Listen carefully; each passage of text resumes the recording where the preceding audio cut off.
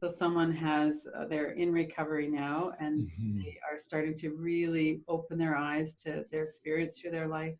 They're feeling a lot of shame, and they really feel fundamentally there's something wrong with that.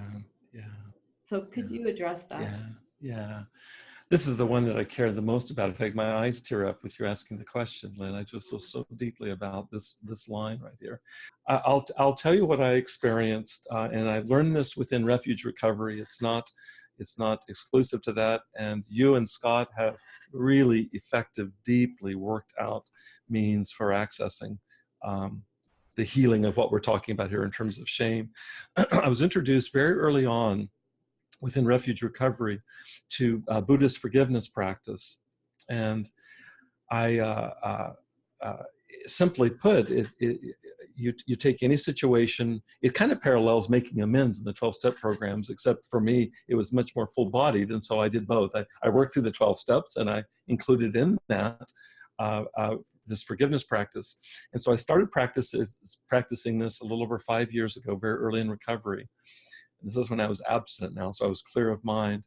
And I began to address, first of all, asking for forgiveness. This is in my meditation practice. It'd be part of my meditation practice every day.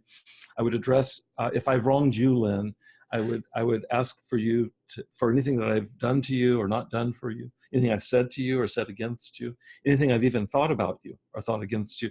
I'd ask you for forgiveness in my mind's eye. And I would it wasn't rote. It never was rote for me. In fact, it began to fill out.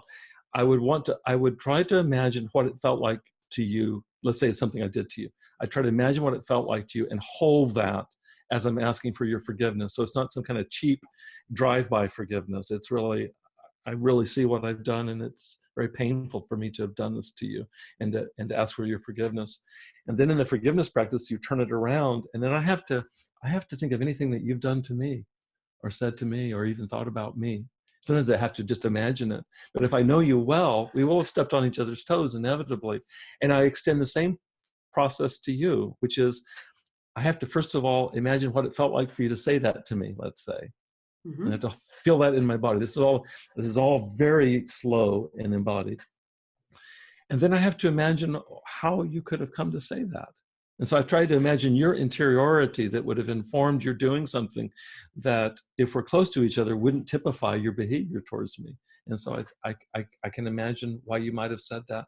And it's not to excuse you, but it's to empathize. It's to allow, kind of open up a little bit more of the container to include compassion for you as well as for me. Both are there.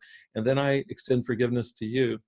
And then finally, and this is the pièce de résistance, Lynn, is that I turn that back towards myself. And then I come back to the very things that I've said or done to you.